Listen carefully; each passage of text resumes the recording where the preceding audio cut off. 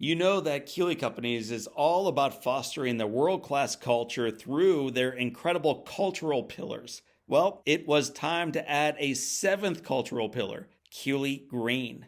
Guided by the mission to raise the sustainability standards by which they design, build, operate, and live, Keeley Green is dedicated to using a holistic approach to leave a positive impact on our environment, create a future that is sustainable for generations to come. In the words of Rusty Keeley, we are just getting started. You can learn more about that just getting started mentality and all the work they do by visiting my friends at Keeley Companies online at KeeleyCompanies.com. Welcome to the Live Inspired podcast with John O'Leary. John is the two-time national best-selling author of On Fire and In Awe. He's a world-class inspirational speaker, the host of the Live Inspired podcast, and he's the real-life inspiration behind the major motion picture Soul on Fire. Each week, John interviews extraordinary individuals about their life stories so you can more fully live your life story. Here's your host, John O'Leary. Well, hello, my friends. It is John O'Leary, and today the Voices of Soul on Fire series concludes with the person who gave us the soundtrack for Soul on Fire. His name is Mark Isham. That's a name you may not recognize, but you will know his work. I think he's one of the great composers in all film. One of my favorite movies is A River Runs Through It. Not just because of the actors, not just because of where it was shot and how incredible the storyline is, but as you pay closer attention to that film and films generally, you'll recognize the music itself is what changes the way you feel about any scene. It can lower your energy. It can elevate your enthusiasm for a moment. It can make you feel nervous, anxious, excited, joyful. It's not just the acting. It's not just the photography. It's the music. And what we know from Soul on Fire is we were blessed with an incredible soundtrack produced, created, composed by Mark Isham. When he sits down, though, he looks at a blank piece of paper. And as he shared with me during the conversation, that creates both a little bit of fear, but an awful lot of faith. I want you to listen to this conversation today with a blank piece of paper in front of you. I will not force you to compose an entire film score. No, that's not what we're doing. But you get to wake up today and decide, how do you want to live, not just today, but tomorrow and going forward. The call forward from this episode, my friends, is not perfection. You will not get that in a musical score. You will not find that in life. But as you trip your way forward, you may recognize something even more beautiful than perfection. It's progression towards something beautiful in your life. You're going to love this conversation with a humble, joyful, brilliant guy. Now he's a friend of mine and soon to be yours. His name is Mark Isham. Mark, welcome to Live Inspired with John O'Leary. Thank you very much. Pleasure to be here. And Matt, it is a pleasure to be where we are. Tell our listeners and our viewers where you and I are doing this recording today. We're a few miles outside of the city of Los Angeles in my home, and this is my working studio. What happens here? Oh, my goodness. Well, the main thing, because my job personally is to create something out of nothing. I get an assignment to write some original music to accompany a film, a television, or just to make a record. And there's descriptions sometimes, like in the case of Your Beautiful Film, there's a film there. And there's a lot of, there's a big story to be told. And so that's the first point of inspiration. But in terms of music, there's nothing there. It has to come out of somewhere. So this whole room is sort of designed to help me do that. Help me just sit and come up with ideas quickly, efficiently, get them out of that spiritual creative universe onto the physical universe in some form, so that I can communicate it to other people. And so all the gear really is to help that process. Yep. But the main process is whatever that is, that creative thing, that happens. I want to talk about that. When you bump into someone not in LA, because they'll probably know you immediately by your name and your reputation, when you travel through the beautiful city of St. Louis, Missouri, or you're in Des Moines, Iowa, or you're in a grocery store in Sioux Falls, South Dakota, and someone says, "Hey, man, what do you do for a living?" How do you respond to that? I generally say I'm a musician, composer, and performer. And then it'll be just, okay, fine. I'm not, no interest Go in that way for the Cheerios. No interest in continuing that way. Or, oh, who do you play with? Or what do you write for? If there's a spark of interest. Yeah. And I'm totally willing to discuss. So you're vague. You don't lead with some of the bigger things you've done. You're more broad and generally the work you do. I'm not a great PR for myself in that sense. I don't sort of immediately give all the more well-known things that I have done. My wife is always on me about that. She says, you could afford to be 10% more arrogant. You really could. It is refreshing to have a guy who's so humble. We've taken a tour of the studio, the wife's studio, the kid's house. So I feel like I'm with family today. There's no ego in the room. It's refreshing. And I think it's part of why you've had decades of success in a community that rarely does. Yeah, it's an interesting business, the entertainment industry. Right. Especially the music side of it and the film side of it. You sort of constantly do have to reinvent yourself. I mean, you look at the great artists that have done that over the years, that have careers that span many decades. Well, you could see the times when, new idea, new thing to tell the world, and so you have to be aware of that. And I think you have to be willing to take those moments of reflection and figure out what's the next me that I want to present, So one of my favorite musicians is a guy from New York who lived in LA for a while named Neil Diamond. Started the journey in New York, moved out to LA. Now he dances back and forth. And there's a song like I Am, I Said, where neither place is home. I think you have homes in both. But I want to start the journey not in your studio, but back home in New York. Sure. Spent formative years there. Yeah. Until you were almost 12. About there, yeah. I believe so, yeah. 6th grade. What part of New York were you growing up? In Manhattan. Wow. Born and raised in Manhattan.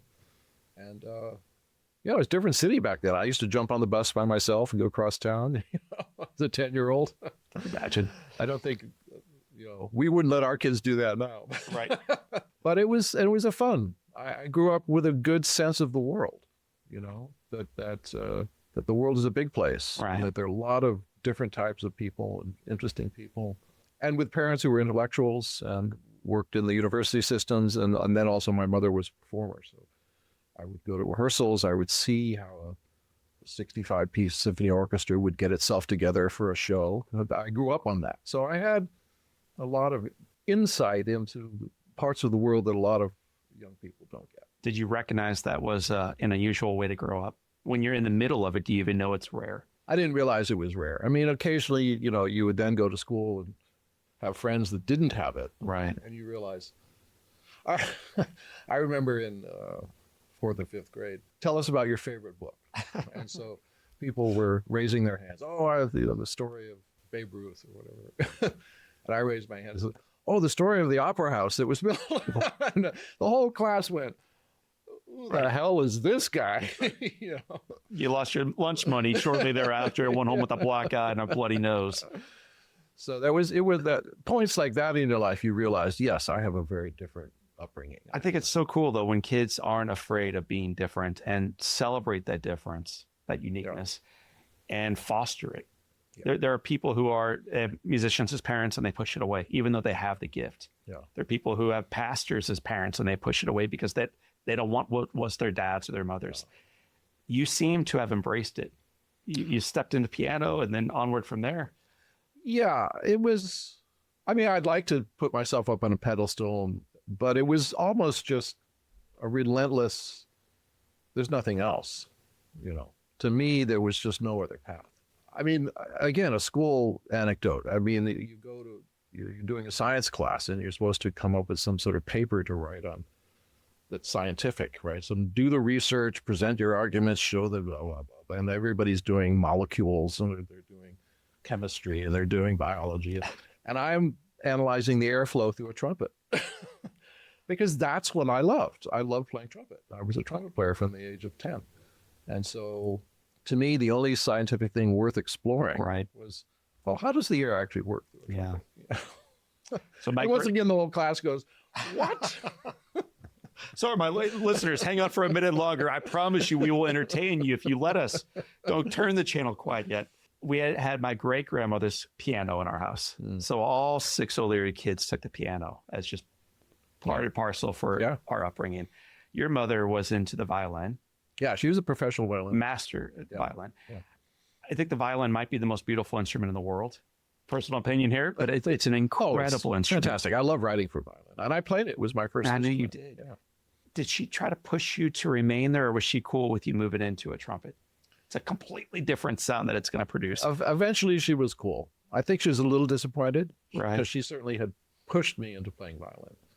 And I was a good violinist. I was the concert master of the youth symphony at the age of 12 or something. And I could play really fast, but I could never get the vibrato. And the vibrato is the secret to that beautiful classical sound. And at the same time, I said, I want to play trumpet. So she said, okay, if you play both, you could play trumpet. And then I played the second movement of the Haydn Trumpet Concerto when I was 13. And she said, okay, I guess you're a trumpet player. So at 13, are you now on the West Coast? That was still on the East Coast. But actually, 13, that was the transition, I think. I think just the last year. You went to Drake High School? I went to San Rafael High School, just down the street from Drake High School. Okay. Yeah. And at that point, now you're full tilt into jazz? Yes. I discovered jazz moving to California. You know, the kid who's fish out of water, knows nobody's on the radio at night, and I'm sort of scanning, looking for something to listen to, and I come across a jazz station. Huh. And that was it. It changed my life. Tritone Trio.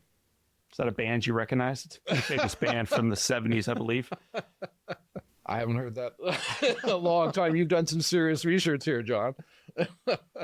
Our listeners may not be quite as familiar with it as I am. Tell me about that group. Well, if I remember correctly, and you could correct me if I don't remember this correctly, that was a trio I had with the two Mikes, Mike and Mike. Right? Mike Formanak and Mike Barsamano. And it was a wild jazz, Totally weird jazz, just trumpet, electric trumpet, bass and drums. And we would just, we would set up in the plaza and play free concerts in the little jazz lofts and just stuff like that. It was really just sort of a renegade operation in those days. I heard you practiced in kitchens, backyards, garages, everywhere. Parents probably slamming doors, begging you to be quiet. Yeah. I also heard that you learned improv essentially from the radio, Miles Davis, et cetera. Yeah. But you practiced it during this time, like you became part of it. Yeah, I mean, that's when you discover jazz and you realize it was a huge revelation to me that when you listen to Miles Davis, he's not playing anything that's written on a piece of paper. He's referencing things that come from a piece of paper, but the actual notes he's playing, he's making up in real time as you're listening or as it's being recorded. And that to me was a revelation. As a trained classical musician, I had no idea and it just immediately captured my imagination and my interest. And so I just started doing it. I just started improvising by myself and finding other people, like-minded people, and getting together, Tritone Trio, other groups of just people who wanted to learn that vocabulary and learn how to effectively do that. You and I were talking right before we hit record about when in improv, the value of listening. In fact, I've heard you say several times, it might be the most important aspect of improv. Well, I think so. I've certainly been in those situations where you put a band together and you say, well, let's play. And there you have that guy who's just playing for themselves over in the corner, even though you're supposed to be playing together as a band. And to me, that's a waste of time. Why don't you just go home and play in the corner by yourself? The whole point of an improvisational ensemble is that you're interacting and you're conversing. I go so far to say it's rude. It's like being in a conversation and not listening to anything that the other people are saying and not being willing to interact with what they're saying. And if the piano player goes dum da da da da, you can go da da da da da. Or you can decide I'm going to go da da, go completely against it. But there's some conversation that is happening here. And that's what makes it the beautiful art form it is. Oh, I think in conversations like the ones we're having and others are having around the country right now and around the world, the mistake we make is to think that we're conversing at all and that we're actually listening to the other person. And so part of the reason why I bring this up with you is less about music and more about life. I think what has made you so remarkable professionally would make the rest of us far better personally. Well, I've come to the conclusion that communication is really the universal solvent.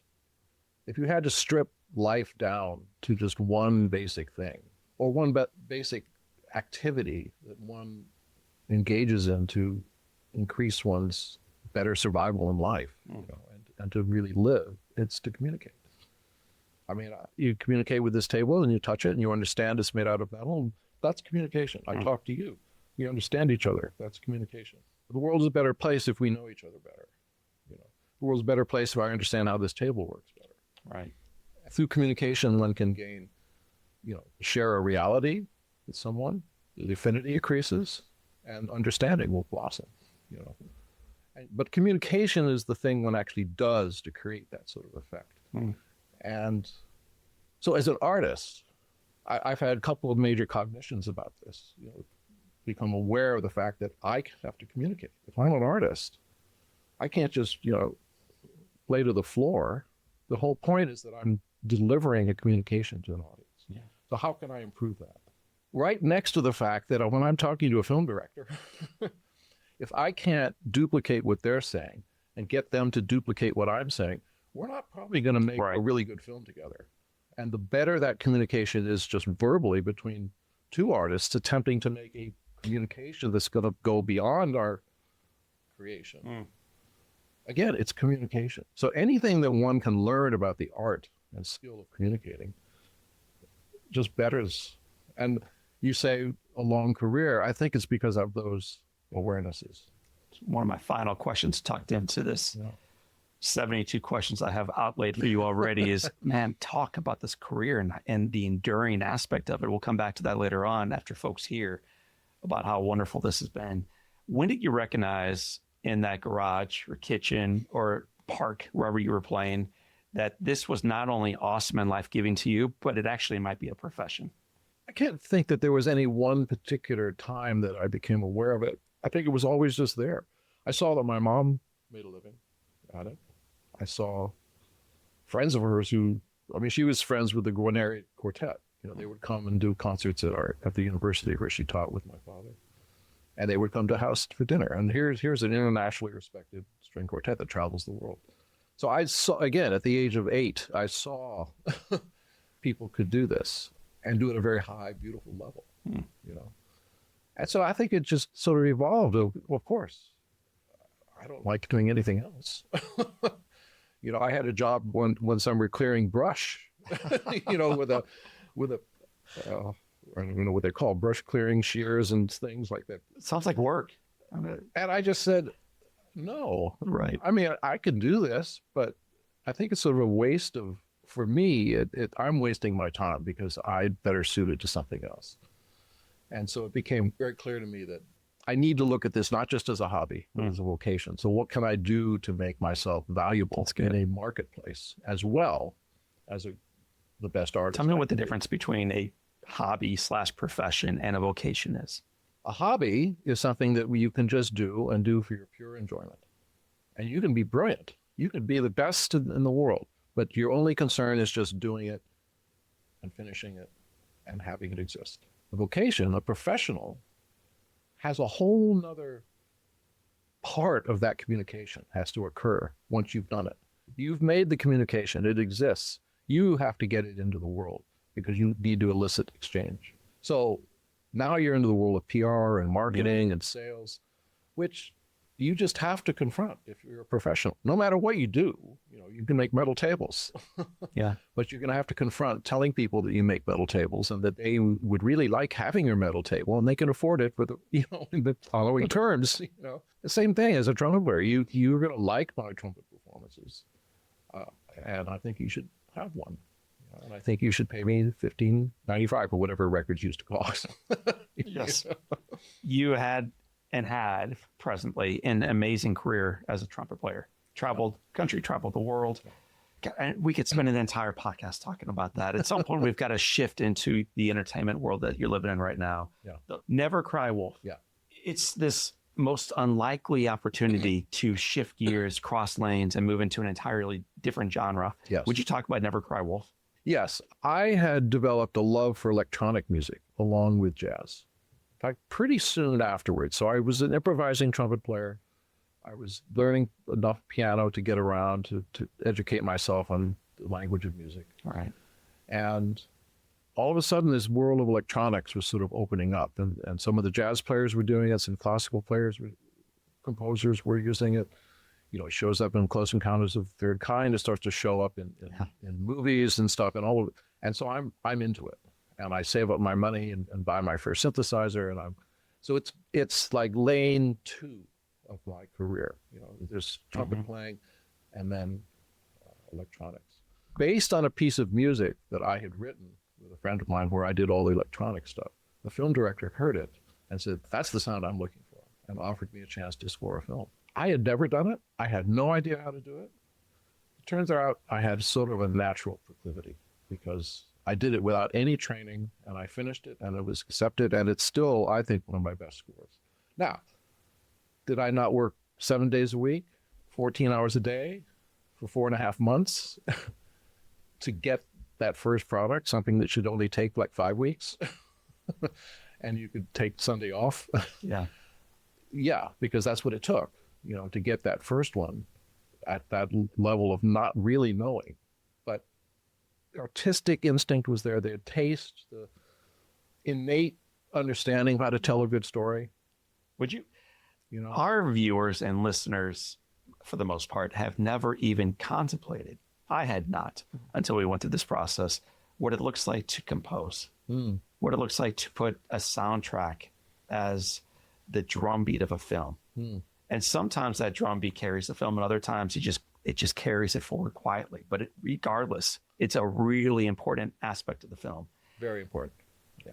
Walk us through that first one as an example of, you get a film, and maybe it's got music subbed in at that time, maybe not, but basically it's blank canvas. Back to that blank canvas example, there's nothing on the page. There's a director's vision. The door shuts and you're left by yourself. Now what? Well, I've been through it all. I've been through the exhilaration of it. I've been through the complete dread and terror. I've sat in that room alone just saying, I think I'd rather die than do this. Because I think the psychology of creation is very interesting. I mean, there's a lot of darkness in people that don't want them to succeed, that can blonde and say, no, you're not going to succeed. You shouldn't be doing well, blah, blah, blah. And you have to, especially if you're trying to do something artistic and creativity, I think that can come up. And you just have to learn how to back that down and put it aside, acknowledge it for what it is, but it's not real. It's not really what you want. You're here to create something. I know it's a magic process, but the few things that I do know about it is it's not thinking. It's above thinking. Tell me what you mean. Thinking is a very sort of mechanical process. You think, well, if I put red and I put yellow and I put blue together, I'm going to get this. So let's try putting red and yellow. So that's sort of thinking something through, as opposed to just going, what do I see here? And just, there it is. So then you have to rise above the details and the mechanics of something and just create it. From a tactical perspective, are you looking up at a screen, watching a scene unfold, and your fingers are on a keyboard and you're just beginning to kind of feel your way through a film? I remember on that first film when I really had no technical idea, no tricks of the trade or anything. I just sat with a synthesizer and just would play one note and tweak the sound until I felt that sound belongs in that environment. And I think if one's an orchestral writer, one has to use one's imagination, or you get one of those keyboards that has all the orchestra sounds in it and do it that way. But certainly, great music was written long before all that technology existed. So the idea is that it's just, you create it. You create it, and then the skills, the trained skills are just how to get that creation into the physical universe, and then how to fill in all the details so that it really does sound great. But that moment, that's why I think it's above thinking. You can sort of categorize activities as sort of on a scale of higher, for lack of a better word, just higher spiritual, if you will. It's above sort of the physical universe. It's another world, and it's created, and then it's up to you to bring it into this world. A lot of our listeners will notice flow, and you just lose track of everything and live into genius for a moment. Exactly. That's another way of expressing it very well. You're already busy. You're married. You have children that are showing up. You're on the road. You're selling records and have plenty of opportunity. This new one comes your way. Why say yes to it? You have to know on the front side, it's going to be burdensome to write an entire score for a film. It's not as daunting as it used to be. That first this is 1982, 83. That was daunting. Yeah. But at that point, I was young and I really didn't know any better. I hadn't accumulated the losses or whatever it is that would tell me no, that would allow me to say no. I knew that I was being given an opportunity to be paid to write music. And it wasn't even that much money. I mean, in those days, it was a lot of money. In this day, I look and say, I did that for that money? Are you kidding? My agent would kill me. But again, you always have to keep that eye on, I'm a professional, and I really want to figure out how to exchange my artistic visions into a marketplace. I want that interaction. I don't want to just be the person in their attic doing it. And when they die, they discover all this stuff there. No, that's not what I want to be. I want to interact with the world. So somebody comes to me and says, all right, we'll pay you some money to write an hour of music. Are you kidding? I don't have to worry about the rent or food for a month, and I can write music. What an unbelievably great opportunity. And here's the other thing, and I'll mention it now because you'll probably ask me this eventually. I think the one reason that I keep doing this, it's the reason I did it in the first place, and it's the reason I did your film, and it's the reason I will do the films upcoming, even after this many years. To me, the language of music is such a special and unique language because it does talk to people. So anything that I can do to improve my ability to use that language. That's good. And any new story that I'm asked to contribute to tell will teach me something new about that language because I will have to say something slightly different in a slightly different way with that language. And to me, it's those moments at 2 a.m. in this room when I'm all by myself and I push the playback button and I listen to what I've just written and I go, hell yeah. I've just done something that I've never done before right there, and it's really good. The answer is probably yes to my either or. Are you composing when you're in front of that blank piece of paper for John O'Leary and his kids in the movie theater in St. Louis for the end user? Are you doing this for the producers and the director and the machine behind it? Or are you doing this because you know this is what it needs to be and you're just going to provide this unique skill and sound to what you know needs to be there? It's for you. It definitely starts there. So it has to be your heart first. It has to be. It has to be. And that's what gets me through the whole process. The other things come into play, though, because that's part of the professionalism. Right. If the producers don't like it, if you don't like it, if it's not telling the story the way you want it told, or certainly the way the producers want it told, I have to be aware of that. And I have to be able to say, all right, let's discuss this. How can we do the best of all worlds? My world, so my world doesn't get violated, but it actually addresses the people that are on the team. Yeah. You know, it's a team effort to make a film. And that, I think, is where we come back to that communication issue, you know, and why I still am in this business. I've seen people fall out of this business because they're unwilling to confront the fact that they actually have to talk to the producers. They can't just hate them. And receive feedback from time to time that might be acted on. Exactly. You may have to take some notes. You have to take the notes, you have to take them graciously, and you have to figure out how to handle them to the best of everybody's expectations. So my mom wanted to fly out here with me because she is so moved by your work. I won't go through all of them because our listeners might fall asleep and your head may not fit out of the studio here in a minute. But probably to many of our listeners and viewers, you're most known for A River Runs Through It. Yeah, could be, yeah. And we'll go through several others, Yeah. and then you can say, well, what about this one, John? Right. But when you score that, do you recognize we've done something here?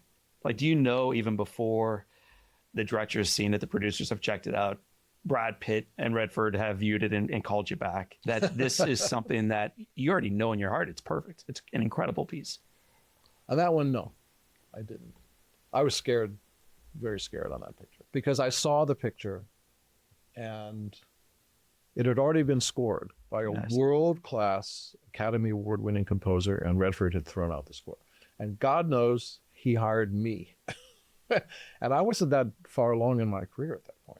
I'd done some nice movies, but nothing that would have given me thought that I would be replacing this Academy Award-winning composer. So I was terrified, petrified.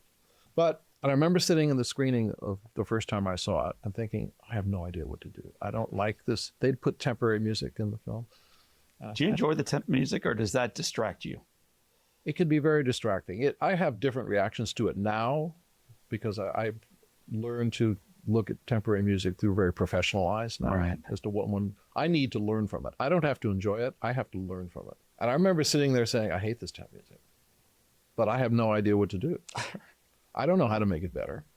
but this isn't very good. And then the last piece at the very end of the film, this just very moving scene with this voiceover and everything. Norman MacLean's words. And they had put in Jean-Pierre Rumpal, the great flautist, had done an album of Irish folk songs. And they put one of his pieces from that album on the temp music. And I said, that's it. Hmm. I just have to sit down and write 6 beautiful folk songs and then give them to different beautiful instruments with great players.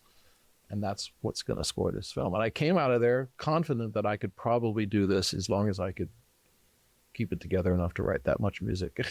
It remains remarkable. Well, thank you. And when I'm in a mood where I either need to chill out or get fired up, it's odd that it works both ways. I'll sometimes put that in just to level set. Well, thank you. You worked with Jodie Foster a bunch. I have, yeah. And I have several written down, but is there a movie in particular that you recognize? Why don't we talk about this, John? Well, I think the best one with Jodie, even though she didn't direct it, but Michael Apted had directed, and he was very gracious, knowing that she really wanted to direct it, and I think the studio wasn't going to let her do it unless someone like he was there. So he really let her take over a lot of the directing job. Which film? This is Nell. This is Nell. Yeah. Because Nell, I think, was another high point for me. I think I really found something unique. It just expresses a certain type of beauty. Yeah. Both of those, I mean, I think the word that comes to me is there's just a beauty in those two, both of those films. There's similarities in those two films. Yeah. There's a lot of soft moments. Yeah. That would be washed away if it wasn't done right. And you carried it brilliantly. Well, thank you. You're in, oddly enough, comedies, horror movies. Like, you run the gambit not only in your skill set musician wise, but also in the genres that you provide in these films. Well, that's just because you don't want to do 5 river runs through it in a row. I mean, a certain point, I mean, you see it with sequels, even just the film sequel phenomena itself. I mean, at a certain point, you just get sort of worn out in one genre. So I will actually say to my agent, can we do something else here? So a couple other types of films. Crash. Yeah. I would imagine that's Crash a film is that the you're other proud of. film that I'm very, very proud of. I That bet. film went on to win an Academy Award, and that film, there was no money on that film. That's an electronic score, not because it was maybe the best idea. I think it turned out to be a good idea, but we had no choice. We had no money. It was all done in this room, mixed in my engineer's living room. I mean, it was just done on a shoestring budget, but we came up with some clever ideas of how to do something that would, again, communicate the emotions that needed to be communicated on that type of budget. Do you have to like the film to do it? Generally, I have to like the film. I have to like something about it. I do a lot of Jason Statham movies, Right. and I enjoy him. I think he's a character, and he's What one of your more complex pieces, I think, The Accountant. well. The Accountant is a great film. I think made by perhaps certainly one of my top 3 directors that I just enjoyed working with. Gavin O'Connor is just a brilliant director, and I've done 4 movies with him. And The Accountant was the last one, and yeah, I think it's not a melodic score at all. Right. It's a very textural score, but it seemed to be the way that movie wanted to be presented. My boys are into sports, as you might imagine, and they like a movie called Miracle. Well, that was Gavin's first film, same director. And that's very melodic. And very heart's right on your sleeve in that movie. Most recently, we'll get to the point. Most recently, you've created your most recent masterpiece for the film On Fire. Tell me how you were even introduced to the film. Like, how does that process shake out? I think it was Julia Michaels, Was it Julia? who I've worked with before. And we'd always told each other how much we enjoyed that first film we did together. And I think when it came across her plate, she thought of me and just said, how about this guy? And then did I read it first? No, I think you just sent me a rough cut. I was going to ask you that too. Do you normally read script or do you watch film? Sometimes I'll read a script, but if it's really that's a director's choice usually. If they feel the script is a really accurate representation, then they'll send a script. If they know they've rewritten so much and changed it so much, they say, no, just look at my film. What do you hope is moved in the hearts of those who see that film and hear that film? Well, it's a story of just overcoming all odds, really, and especially by a child, a young person who Right. may not have has to, is not familiar with himself to know whether he can do that or not. It's one thing if you're 40 and you sort of know, well, I beat that when I was 20 and I beat that when I was 30. And so I'm going to gird my loins and go out there and win this one. But if you're, you tell me 8, 9, Right. 9, you don't know that. You just know that things are really screwed up. and so it's just inspiring. And the Bill Macy character is a beautiful character in the sense that so little can go such a long way to help, So because it's not really that little, It's massive. But so the folks who don't know, Bill Macy plays a guy named Jack Buck. Yeah. Jack Buck is a broadcaster who hears, and this is all a true story about John getting burned and having no chance of surviving. Yeah. Doesn't know him and goes to the hospital to visit a stranger. Yeah. Is told that he's going to die. And then wrestles with that for the rest of his life on how he can bring this kid forward into his life. Yeah. I refer to it as a love story. Yeah. John ends up getting married and having family. Great. That's a love story too. But that character, Jack Buck, and Bill did a great job. Yeah. But so did the composer.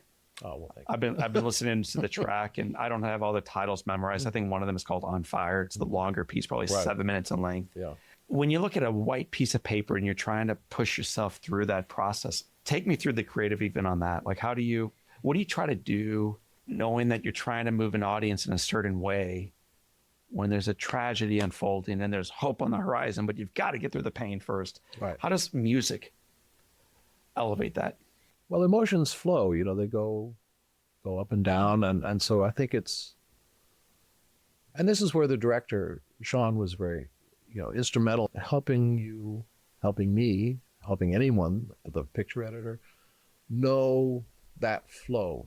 There's going to be the moment of adrenaline, the fire's burning. Oh, there's flames, we're running around, Right. And so that's not really, there's this kind of excitement, adrenaline and stuff. And then it looks like, oh, this is going to hell in a handbasket here. Things are on fire. The kid's on fire. Oh my God. Yes. So that goes, and then you look at from the sister's point of view. Oh my God, this is just horrific. Sadness, tragedy.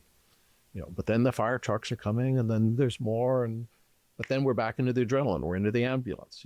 So you understand the storytelling, and you have to be specific to that, and you have to help that. Mm. And I think that the way you don't get mired down in any one emotion is where it's going to go next.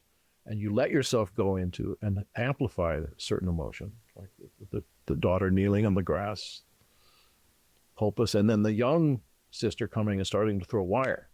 I remember when that first water goes on your face, that was a moment for me. I have a marker on my computer, 1 hour, 4 minutes, 57 seconds, water. Okay, that's the key for the adrenaline for the whole next chapter. Yeah.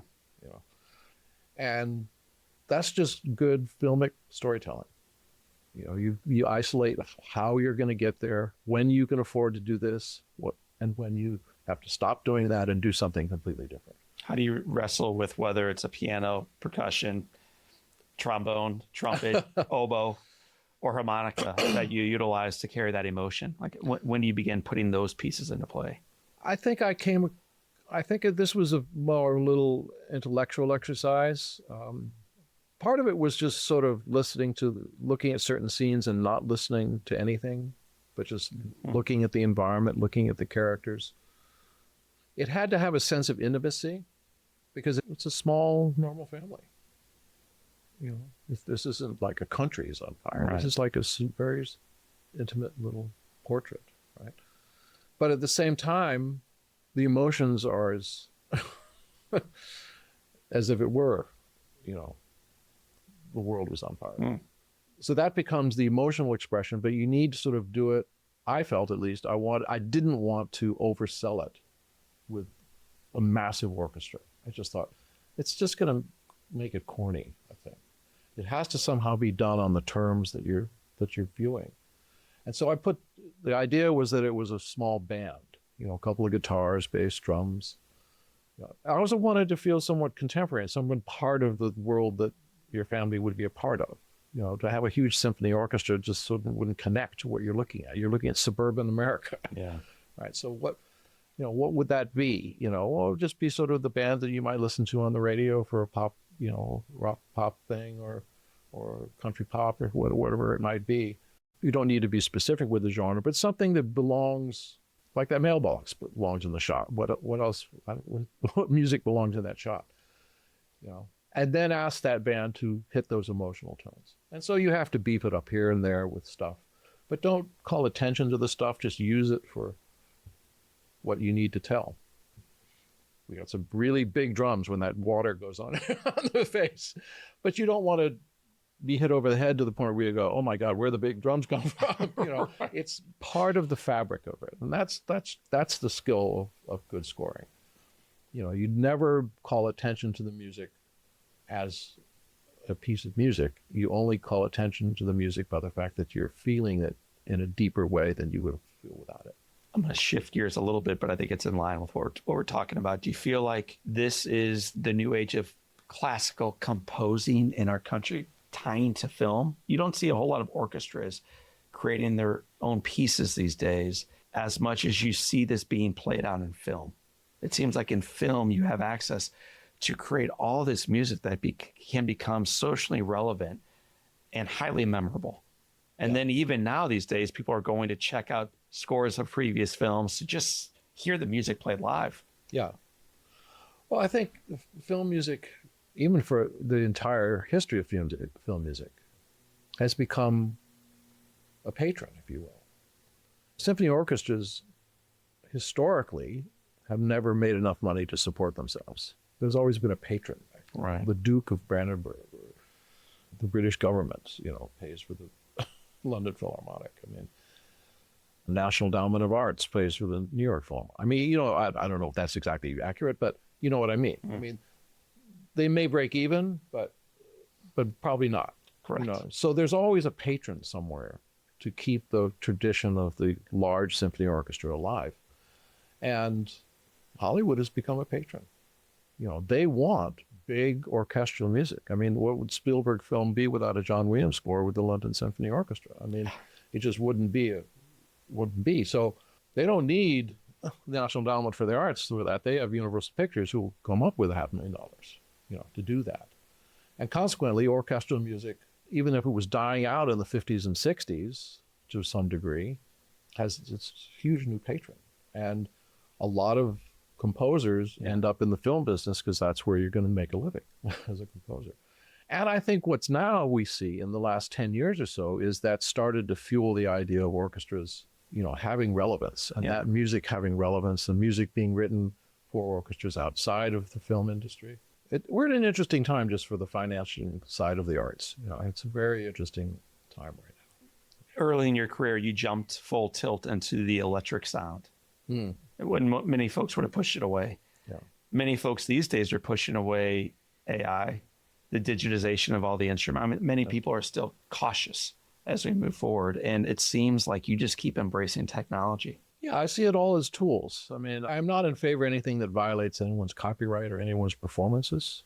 I pay for every sample library I have so that the people that built those libraries are compensated.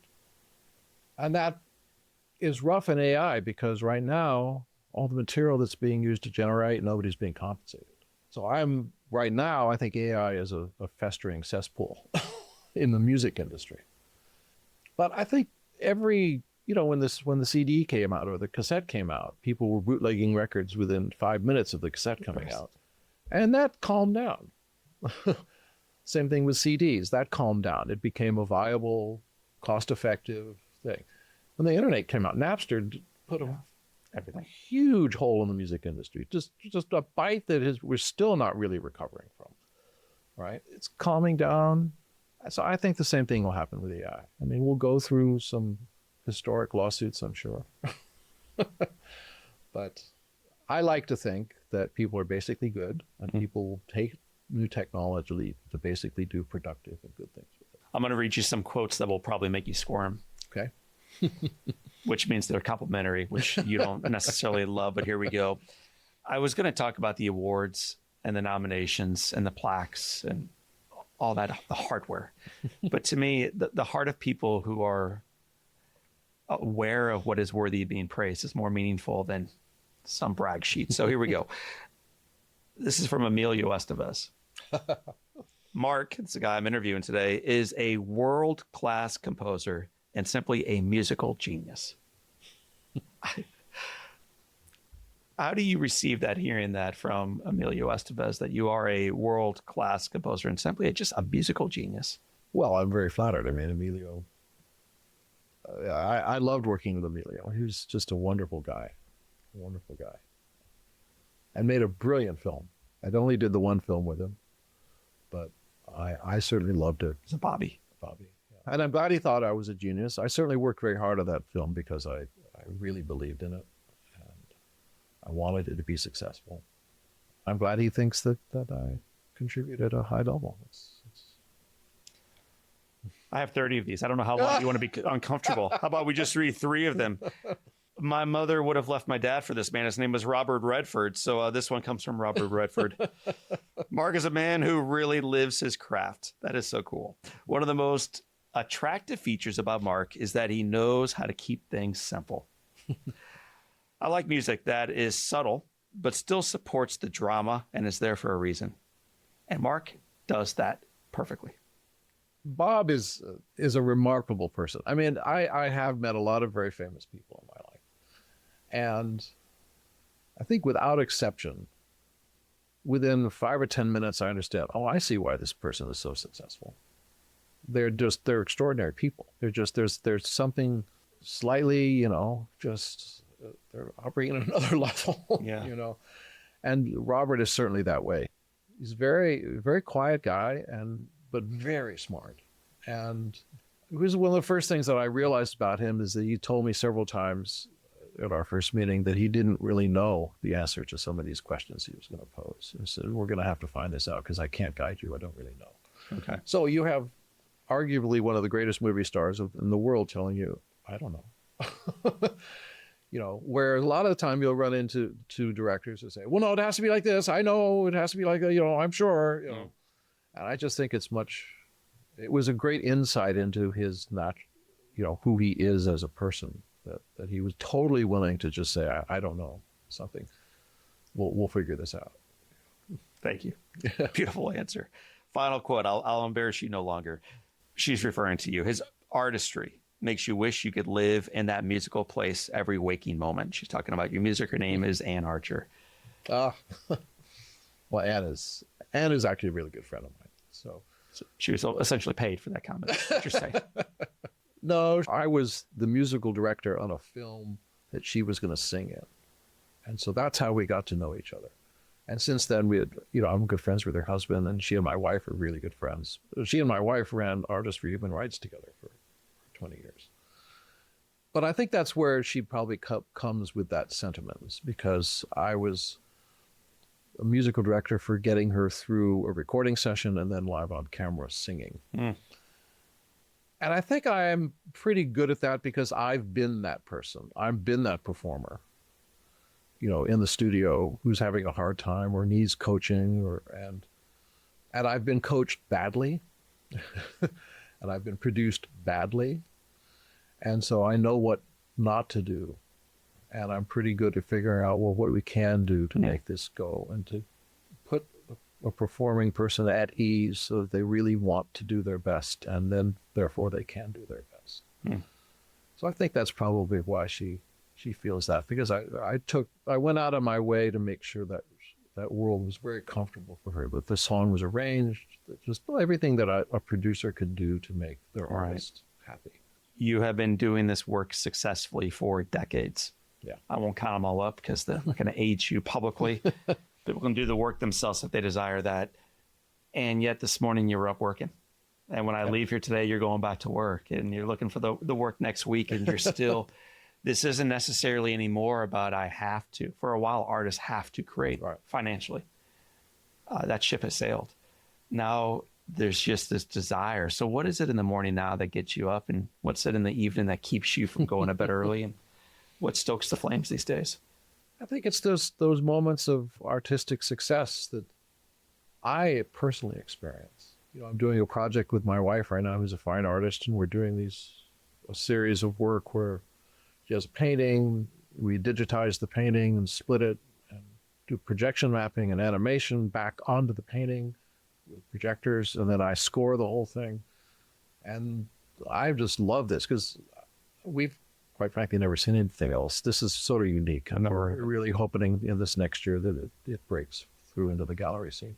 But the fact that you do that, and that you sitting over there at 2:00 in the morning when I finally got it all mapped and the sound is working, you kind of go, just me going, oh yeah, this is, I really like this. This is cool. I'm the first audience, and if I can satisfy me, then there's chances are that I'll satisfy a number of other people. I think it's so cool that as so many folks age, they're looking for more time of just leisure and golf and coffee and McDonald's.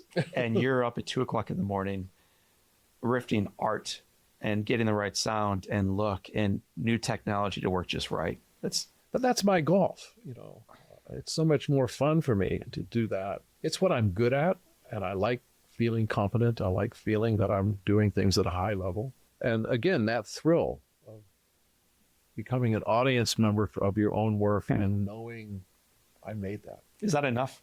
If you only did that projection and that art and the sound for you, do you feel like, that's well, no, I'm still operating on the performance thing too. Okay. I practice my horns. I played a concert last night. Where'd you play the concert last night? I think it bears our audience knowing.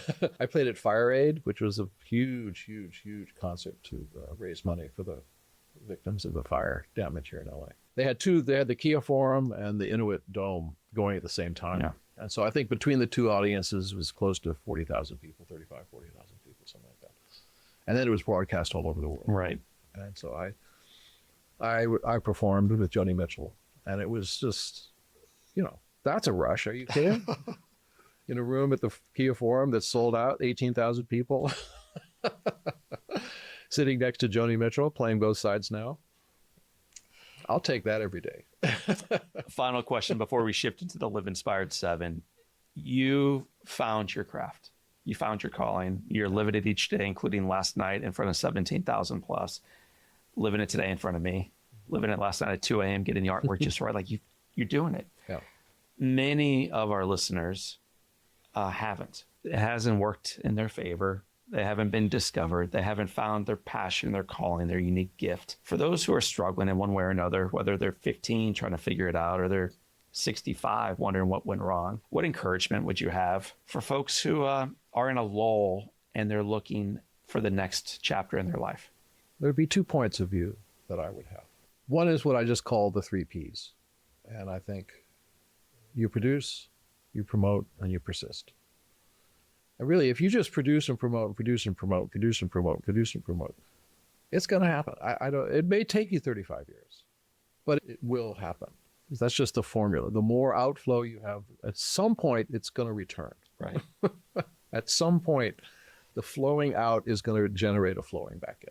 So that's the basic advice, and you probably get along at the age of 15 with just that. The other thing, though, that I've discovered, and this was validated a couple of months ago when I listened to Warren Buffett say exactly the same thing. He said, you have to realize that there are people out there who don't want you to succeed.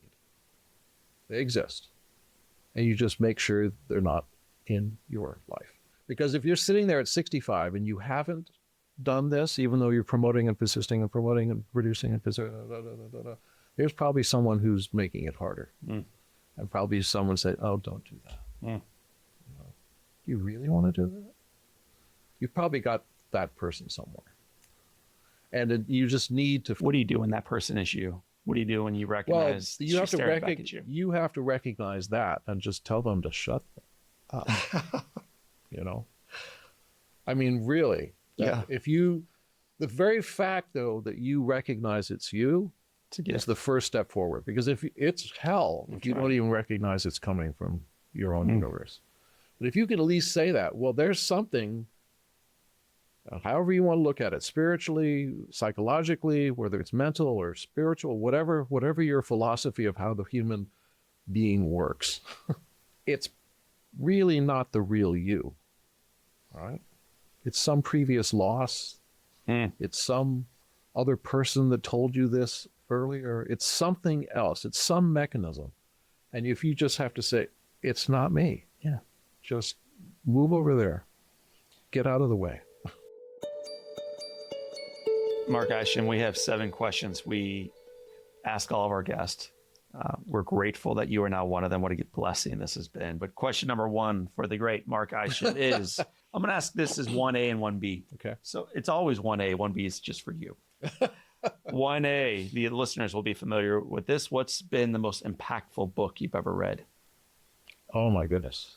All right. Well, I'll just be exact about this. I'm a Scientologist. So it probably started with Dianetics, Modern Science of Mental Health. Okay. By L. Ron Hubbard. Question 1B. Yeah. You're somewhat musically inclined, Mm-hmm. whether it's an album, composer, musician, who's had the most impact on your life? Oh my goodness. Well, I have my heroes, musical heroes, Miles Davis, Joe Zawinul, Wayne Shorter. But I think going back to the thing I said about, having the right people in your life, I mean, the woman I married is probably, What a great answer. been the most impactful person. Donna? Yeah. What's one positive characteristic or one trait you possessed as a little kid growing up in Manhattan that you wish you exhibited as brilliantly today in this studio?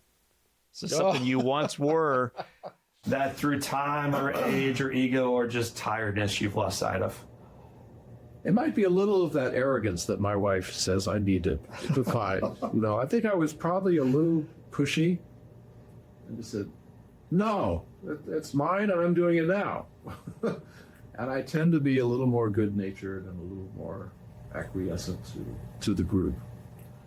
So I'm not sure that's a tremendously It's like when true. you're interviewing someone and they're like, what's your worst skill set? And you're like, I just love people so much. I work too long at the office. But if that's... But I think I've cultivated that other side of me because I think a parent has to have that. A parent has to have limitless patience. And I think the film industry demands limitless patience because you're working with a cast of characters that you can't even imagine. No. Yeah. Keep it there for now. This third question is relevant to where you and I are right now in the time that we're recording this. If your home caught fire, and all living things are out, animals, children, spouse, you have an opportunity of running back into your estate and grabbing one thing. Oh my God. Well, we've done it. We've done it. We've evacuated twice here. I mean, we're in the hills of LA right now. It's Tenderwood all around us. It's an incredibly beautiful area and at risk all the time. Yeah. So you said you've done it twice. Yeah. If you could only grab one of the things that you put into the car, what's that one thing you would grab? I'm not sure I can give you a one. It depends on the mood right then. If I were in the middle of 3 projects, I would probably grab the hard drive. Right. Because I wouldn't want months of work just to vanish. And is there... That's one of the things that I always do grab. I grab the backup hard drive. But I also grab the 1944 vintage Martin Committee trumpet. I was going to ask you. That I bought when I was 18 years old with my own money and still play to this day. If you could sit on a bench on a gorgeous day and have a long conversation with anyone, living or deceased, who do you want to be seated next to? Oh my goodness. Well, as a Scientologist, I would actually love to have met Hubbard himself. But I'd also love to sit down next to Miles Davis and just have a beer. Jam session. Because he's still probably the biggest musical influence that I've ever. And I never met him. Never had a chance to meet him. What's the best advice that you've ever received? I'm not quite sure how to answer that. Because I'm not quite sure where it's all come from. I instinctively knew that to produce and promote was what was essential. I'm trying to think where that first came to mind, though. From an artist's point of view, that's probably the best advice I can give to anybody. I'm trying to think where it actually originated in my world. It may have just been of observing people. I certainly knew about it before I read any books. I've gone on to read books about it and have been validated that, yes, these are very sound principles by other people. But I knew it back before I was even had the courage to pick up a book on promotion or marketing or anything like that.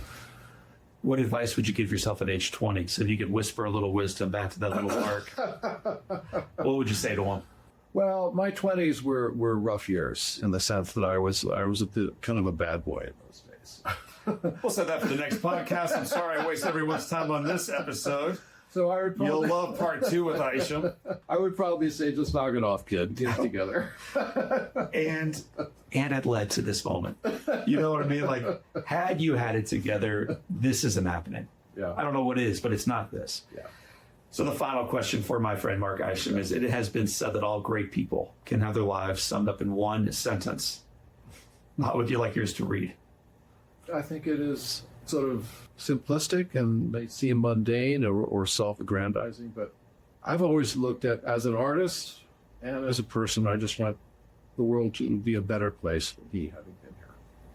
People be happier, they've experienced something, a moment of joy or moment with the music, for my kids to grow up well, feel that they can approach life well and do well in life. So as a father, as an artist, just have made my environment, the world around me, slightly better for having been there. Well, Mark Isham, the world is significantly better because you are part of it. Your children are better. Donna's better. I'm better. And those who ultimately see the film On Fire will be better because you're part of it. So I want to thank you for being my friend, for being part of our project, and for believing like I do that the best is yet to come. Well, I could not be more in agreement with that. And I want to thank you for the opportunity to be in the part of the film, because it's such an inspiring story. And actually meet you face to face and see the product of your persistence. Talk about persistence. It's inspiring. Friends, I'm not going to let him turn the tables on this episode, so I'm going to wrap it up before Mark carries it forward to a place we should not go. That's the great Mark Isham. My name is John O'Leary, and today is your day. What a gift. Live inspired. There's so much to share about Mark that I hope you experienced during our conversation, but one was this: his humility. He answers the door himself. He brings me back through his home. We walk through the kitchen out to a studio. The lighting's a little bit off in that room. I don't have a place to set my camera, so he brings in a light. He brings in his wife's camera holder, sets it up for me. All this from a man who is iconic in Hollywood, but not iconic in his own mind. He is humble, he is faithful, he is generous, and he was a joy to sit with and learn from. My friends, speaking of learning from, one thing we've learned from this rollout of a film is how incredible our community is. That means you. The number 5 rated film, according to Box Office during opening week, was Soul on Fire. As impressive as that was, as impressive as it might feel to beat out Dwayne "The Rock" Johnson or J-Lo in their own game, what moves us even more than that is the number 1 ranked movie, according to audience reviews, was Soul on Fire. That's you. That's the heart of our community. That's the fact that in a marketplace of despair and struggle, a film celebrating truthfully that miracles still happen, that community can make a difference, and that our best is yet to come, moves hearts, moves minds, moves box office dollars, and also moves the score with Rotten Tomatoes. If you've seen the film, why not rate it? That's a great way to keep these scores coming in. If you haven't yet seen Soul on Fire, do me a big old favor. Go online right now, find the nearest theater, click in, bring a friend, or 2, or 10, or an entire theater full. You will leave that theater, I promise you, everyone else is living into this, with your soul on fire. So my friends, that's some good news. The movie remains in theaters. It remains something that is touching hearts and minds and reminding us as we stumble through our days that God is still God, the foundation is still firm, and the best is yet to come. It's a good reminder. My friends, I want to thank you for being part of our Soul on Fire Voices of series. That's been a joy to bring your way. I want to thank you for being part of our podcast community. And I want to remind you how grateful we are that you are part of our world. So family, for this time, and until next time, my name is John O'Leary. Today is your day. What a gift. Live with your soul on fire.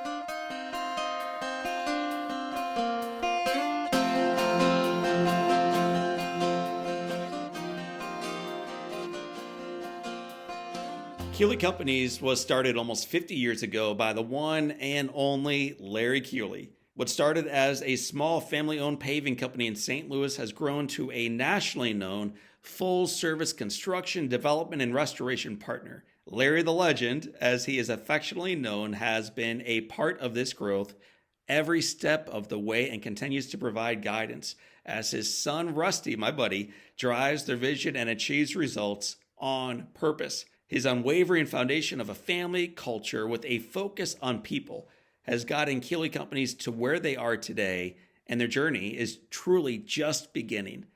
To learn more about Larry the Legend and Keeley Companies, check them out at KeeleyCompanies.com.